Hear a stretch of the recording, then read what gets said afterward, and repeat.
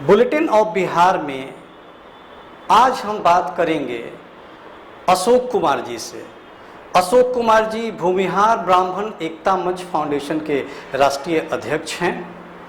ब्राह्मण और भूमिहार जाति के लिए ये परस्पर और बहुत सारे लोगों को एक साथ लेकर उनके आर्थिक, सामाजिक, राजनीतिक उत्थान के लिए लगातार कोशिश कर रहे हैं। अशोक जी, आपका बहुत बहुत स्वागत है हमारे चैनल में आने के लिए। और शुरुआत करते हैं कि भूमिहार ब्राह्मण एकता मंच फाउंडेशन की शुरुआत आपने कैसे की और कब की? देखिए, इसकी शुरुआत मैं नहीं किया। मतलब मेरे जहन में बस जन्मजात है यूनिटी की बात, एकता की बात, विकास की बात, अपने समाजों के उत्थान की बात। इसकी शुरुआत कई लोगों ने मिलकर किया, जिसमें आशुतोष कुमार जी इसके संस्थापक के रूप में रहे हैं, अभी भी संस्थापक हैं। और उन्होंने बस इसको निरंतर मतलब जारी रखा, अपने समाजों की आवाज़ बुलंद करने का, उजागर नाम हमेशा खुश करने का, जयघोषणाम की नारा लगाने का, जो कि पूरे बिहार और बिहार के बाहर भी उजागर के वंचित लोग थे, जिनके साथ सताया जाता था, जिनके साथ अन्याय किया जा रहा था, उनके साथ उन्होंने जाने का काम पहले से किया था। बाद में अशोक जी ने ये दायित्व मुझे दे दिया और वो अपनी एक पार्टी है, राष्ट्रीय जनता पार्टी, उसके वो राष्ट्रीय अध्यक्ष हो गए। 2019 में आपने गांधी मैदान में बहुत बड़ी रैली की थी अपने ऑर्गेनाइजेशन के बैनर तले, तो कैसा रिस्पांस रहा था लोगों का?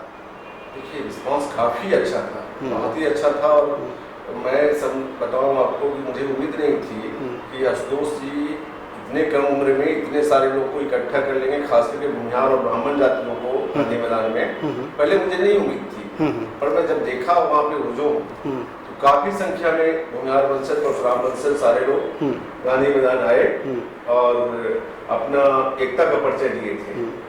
और मतलब है ही उसको सर, मतलब आप लोग जैसे डिजिटल लोग जो थे वो कवरेज बहुत ज्यादा अच्छा नहीं कर पाए थे, लेकिन संख्या बहुत अच्छी थी, संतोषजनक थी। जी, आपके ऑर्गेनाइजेशन के मेन उद्देश्य क्या है? और साथ साथ ये भी बताइए दर्शकों को कि भूमिहार और ब्राह्मणों में एक भेद किया जाता है, यह कहाँ तक उचित है या उचित भी है? सबसे पहले आपने बोला मेरे संगठन का उद्देश्य, पहले मैं उद्देश्य पे आता हूँ। अपने संगठन का 4 ही उद्देश्य हैं।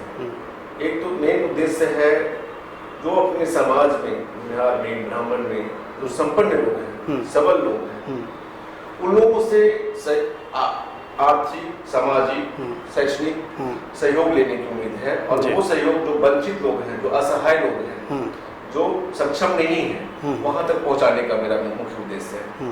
जो भी मतलब लोग हैं जिनके मेडिकल परेशानी में कुछ है, पीड़ा हो रही है, जैसे भी हमारे भाई आपको बताया कि किसी का पैर फ्रैक्चर करेंगे, अपने समाज में लोग हैं भागलपुर से आए, तो उनको हम लोग एडमिट कराने का काम करेंगे। भाई संगठन का मुख्य उद्देश्य है मानव सेवा करना। मानव सेवा में अब ये लोग भ्रमित कर देते हैं कि सिर्फ भूमिहारों के लिए किया जाएगा या ब्राह्मणों के लिए किया जाएगा। देखिए, भूमिहार ब्राह्मण सबसे संपन्न और शैक्षिक लोगों में से जाना जाता था, शुरू से इतिहास गवाह है। आज भी लोग जाने जाते हैं। 33,000 एकड़ भूमि दान देने का जो काम किया है, वो एक इकलौती जाति है भूमिहार और ब्राह्मण। जितना भी विद्यालय, महाविद्यालय, आप यहाँ से लेके काशी से पूरी जगन्नाथपुरी तक आप जाएंगे, सब जगह की ये इतिहास होगा। ये जमीन किनकी है भाई? भूमिहारों की जमीन थी। लेकिन उतना सारा दान देने के बाद सामंजस्य बना के चलते थे। दलित, महादलित, पिछड़ा, अति पिछड़ा, जितने भी पॉलिटिकल लोग आज केवल शोर कर रहे हैं कि मैं दलितों का नेता हूँ, पिछड़ा का नेता हूँ, अति पिछड़ा का नेता हूँ, वो सब सिर्फ पॉलिटिकली राजनीतिक भाषा है।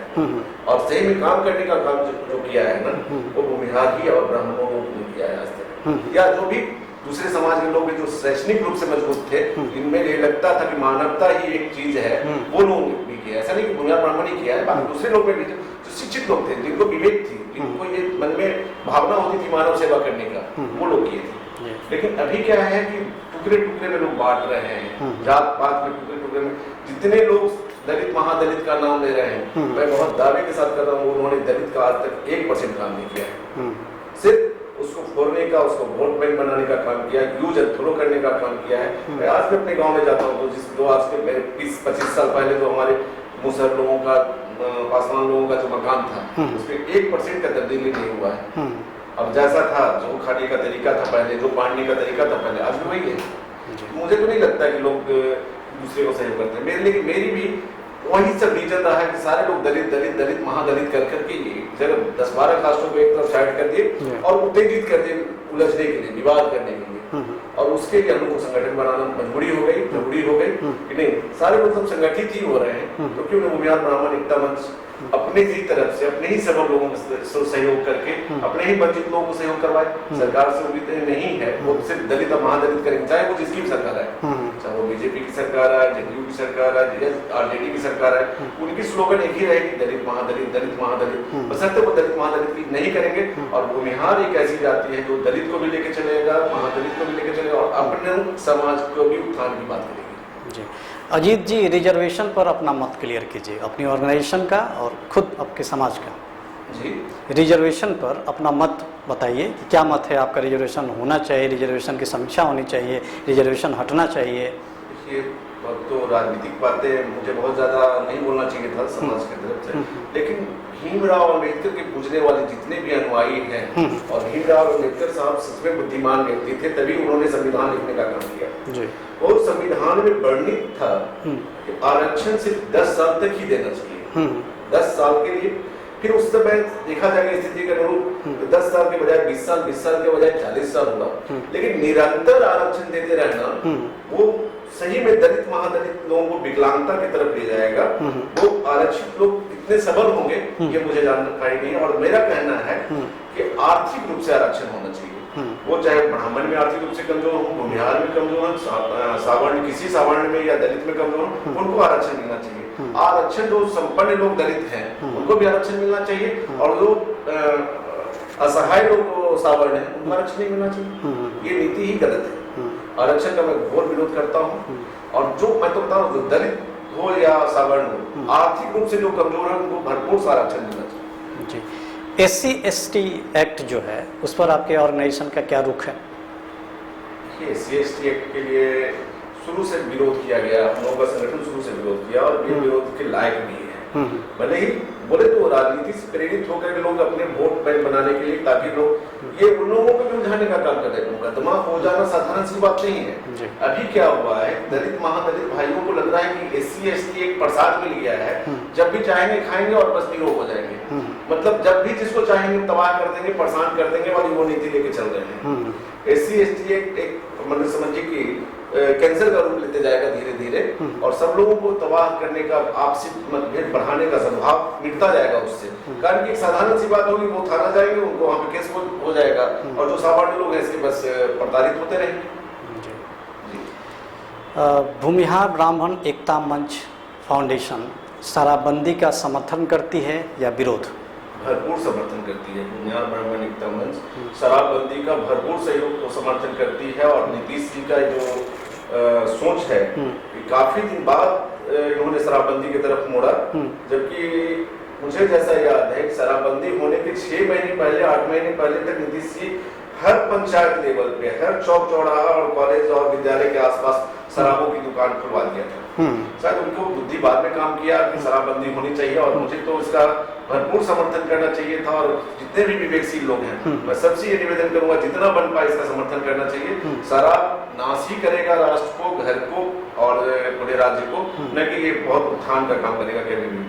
नशे की हालत में जो भी किया हुआ काम रहा आज तक, वो विनाश की ओर ही ले गया है। तो शराबबंदी हो जानी चाहिए पूर्ण रूप में, लेकिन उसका तरीका थोड़ा बदलना चाहिए। अगर पूर्ण रूप में बंद नहीं हो पाता है तो मुझे लगता है सिर्फ राजस्व की कमी हो रही है राज्य को, उसको एक तरीके से उसमें बुद्धिजीवियों से राय लेकर के मुख्यमंत्री जी इसको तरीके से बस लागू करें। उसमें क्या हो रहा है, गरीब लोग, वंचित लोग, जो दलित महादलित के लोग की बात कर रहे हैं ना, वो लोग मर रहे हैं अधिक से अधिक। गलत तरीके से शराब बना के पी लेते हैं, जिसका साइड इफेक्ट हो रहा है कि वो जान गंवा दे रहे हैं, उनके बाल बच्चे असहाय हो जा रहे हैं। बहुत सारे दलित महादलित सावर्ण सारे लोग उसमें जेल का सजा हुआ, तो बहुत सारा अमेंडमेंट हुआ है, तो सुधारा गया है शराबबंदी कानून में। लेकिन मुझे जैसा लगता है कि तरीका बदल करके उसको इतना कॉस्टली बना दिया जाए, इतना महंगा कर दिया जाए शराब, सारे लोग से पकड़ के बाहर हो जाए, और एक दायरा हो जाए, कोटा में हो कि भाई जैसे भी लाइसेंस धारियों और लाइसेंस धारियों का क्या है कि भाई आपको इसका ब्यौरा देना पड़ेगा, आप महीने में कितना खरीदे, क्या क्या यूज किए।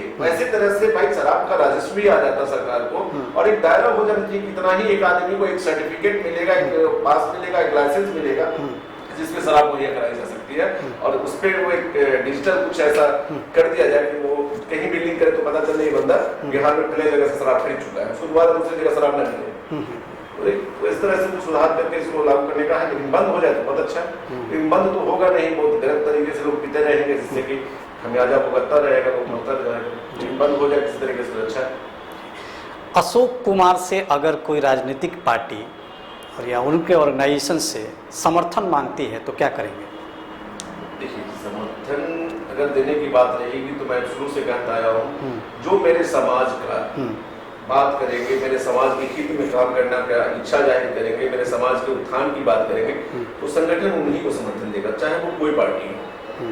इसमें कोई मतलब ऐसा नहीं है कि फला पार्टी के साथ मैं हूं तो उन्हीं के साथ समर्थन देना है, ऐसा नहीं। संगठन सेपरेट है, संगठन किसी पार्टी से कोई लेना देना नहीं है। जो मेरे मन की बात करेगा, मेरे समाज के उत्थान की बात करेगा, संगठन उनको समर्थन देगा। जी, अगर मान लीजिए भूमिहार जाति से ही इस बार राष्ट्रीय जनता दल ने बहुत सारे लोगों को टिकट दी है एमएलसी में भी, तो क्या आप एक जाति विशेष पे किसी का समर्थन करेंगे? जाति विशेष पे तो समर्थन सारे लोग कर रहे हैं, राजनीति तो पूरे राष्ट्र लेवल की जाति विशेष की ही हो गई है। आज के 20 साल 25 साल पहले की जो जिस समय आजादी के समय की बात आप करें तो उस समय लोगों में राष्ट्र भक्ति थी, देश की सेवा करने की भक्ति होती थी। अभी तो सिर्फ एक ही भक्ति है, लूट लाओ फूट खाओ वाली स्थिति है। कोई साधारण सा मुखिया का चुनाव देखें तो, वार्ड का चुनाव देखें तो, या फिर MP MLA का चुनाव देखें तो बहुत कम लोग, अब 1-8% लोग जो बच गए हैं वो राष्ट्र भक्त बचे हैं। बाकी लोगों की अपनी ही गोटी सेकने का है, मैं बहुत अच्छे से जिंदगी जीऊं, मेरे बाल बच्चे, मेरे परिवार, मेरे इस कुटुंब लोग का उत्थान हो। बाकी राष्ट्र कहाँ जा रहा है, समाज कहाँ जा रहा है, उसकी कोई नीति नहीं रह गई है। तो मैं तो चाहूँगा कि जो समाज का बात करेगा तो जातिगत ही मैं समर्थन करूँगा निश्चित रूप से। जी, कोरोना काल का भयावह दृश्य सभी लोगों ने देखा, इसमें आपके ऑर्गेनाइजेशन ने एज ए वॉलंटियर क्या क्या काम किए? देखिए, मेरे ऑर्गेनाइजेशन खास करके मैं पर्सनली बताऊं, बहुत सारे बाहर से जो आने वाले लोग थे जो कि दूसरे जगह से, तो अपने संगठन के लोगों से बात कर करके उनको मैंने बिहार पहुंचाने का काम किया, उनको मैं घर तक पहुंचाने का काम किया और राशन पहुंचाने का काम किया। बहुत सारे मेरे खास कर दलित महादलित लोगों के यहाँ ब्राह्मण एकता मंच संगठन अपने लोगों को कम इस बार मतलब तो इतनी दिक्कत नहीं थी लोगों में, जहाँ दिक्कत समझ में आई उनको अपने लोगों को भी पहुंचाएगा। लेकिन तो दलित महादलित जो लोग बेचारा हैंड टू माउथ था, पलटे मजदूरी करके खाने वाले लोग थे, वहां तक उन्होंने बस दवा हो, खाने का राशन हो, जरूरी चीजें हो तो मुहैया कराने का काम किया। जी, भारत के किन किन राज्यों में फैले हुए हैं आपके ऑर्गेनाइजेशन के मेंबर्स? मेरे लोग तो दिल्ली, यूपी, राजस्थान, हरियाणा, उड़ीसा, झारखंड, इन सारे राज्यों में तो हैं। कितने मेंबर्स होंगे?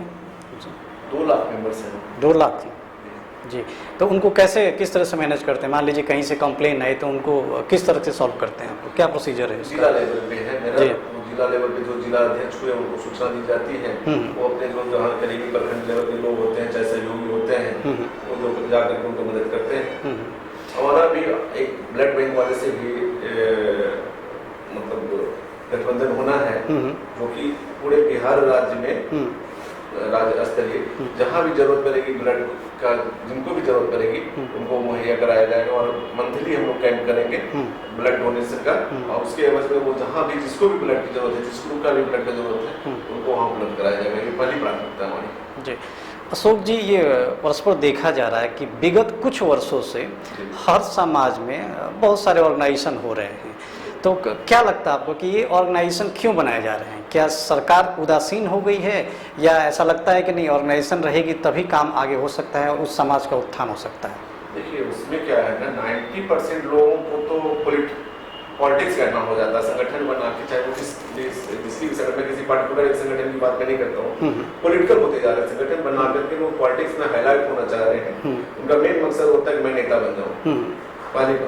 बट मुझे आज तक स्पष्ट नहीं हुआ कि संगठन का मोटो क्या है, एम क्या है। किसी भी संगठन का एक एम होना चाहिए और वो उनका क्या मकसद है। छोटा छोटा जब वो बहुत सारे तो ऐसे भी लोग पॉलिटिशियन लोग हैं जो कि पहले सरकार में थे, सरकार में रहने का काम किया, जब सरकार से किसी कारण से निकल गए, बाहर हो गए, वो संगठन बना लिए। चाहे बहुत सारे ऐसे भी लोग हैं जो सरकार तक नहीं पहुंच पाए तो संगठन बना लिए, लेकिन उनका एम क्लियर नहीं हो पाता है कि उनका एम क्या है।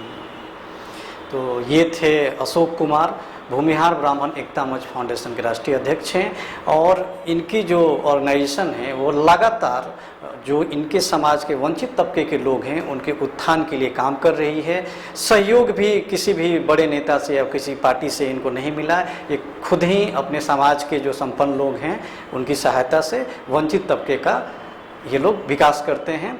अशोक जी, आपका बहुत बहुत धन्यवाद हमारे चैनल में इंटरव्यू में आने मैं बताऊंगा हमारे संगठन का एक बहुत बड़ा कार्यक्रम होने जा रहा है 3 मई 2022 को जी। वो अभी पहले तो निर्धारित था मिलर हाई स्कूल में जाने का, ये पंचरूपी हनुमान मंदिर जो है दिल्ली रोड में, वहाँ से मिलर हाई स्कूल जाने का, वहाँ पे सभा में तब्दील होने का था, लेकिन अधिक गर्मी पड़ने के कारण हम लोगों ने प्रोग्राम को थोड़ा चेंज किया है और वो शायद बापू सभागार में हम लोग 3 मई को राष्ट्र स्तरीय, राष्ट्र के भी लोग कई दूसरे प्रांत से भी आएंगे मेरे यहाँ, और सिर्फ अपने समाज का उत्थान की बात करेंगे। और वो परशुराम जयंती के बाद मैं अपने ही समाज के प्रबुद्ध और संपन्न लोगों से निवेदन करूंगा कि अपने समाज का उत्थान का बीड़ा आप लोग उठाएं। सरकार से बहुत ज्यादा उम्मीदें नहीं की जा सकती, सरकार का भी कुछ कम करना है उनको बहुत सारे लोग देखना है, और उसका ही एक हरासमेंट का रीजन होता चला जा रहा है अपना समाज। तो अपने समाज से मैं निवेदन करके वंचित जो लोग हैं, जो असहाय लोग हैं, उनका समर्थन करने के लिए निवेदन करूंगा। इसी के कार्यक्रम को लेकर के हम लोग 3 मई को परशुराम जयंती के उपलक्ष्य में और बापू सभागार में आयोजन रखेंगे जी। 3 मई 2022 को भूमिहार ब्राह्मण एकता मंच के फाउंडेशन के बैनर तले एक बहुत बड़ा प्रोग्राम बापू सभागार में हो रहा है। भगवान परशुराम का जन्मोत्सव है, भगवान परशुराम का जन्मोत्सव भी है। उस दिन आग्रह है सभी मेरे दर्शकों से, और ख़ास करके इनके समाज के जो भी वंचित तबके से लेकर संपन्न तबके के लोग हैं, इस पूरे सभा में और जो प्रोग्राम इनका हो रहा है उसमें शिरकत करें, और इनका कंधे से कंधे मिलाकर ये आपके साथ काम करेंगे। अशोक जी, आपका बहुत बहुत धन्यवाद। Thank you very much. Thank you.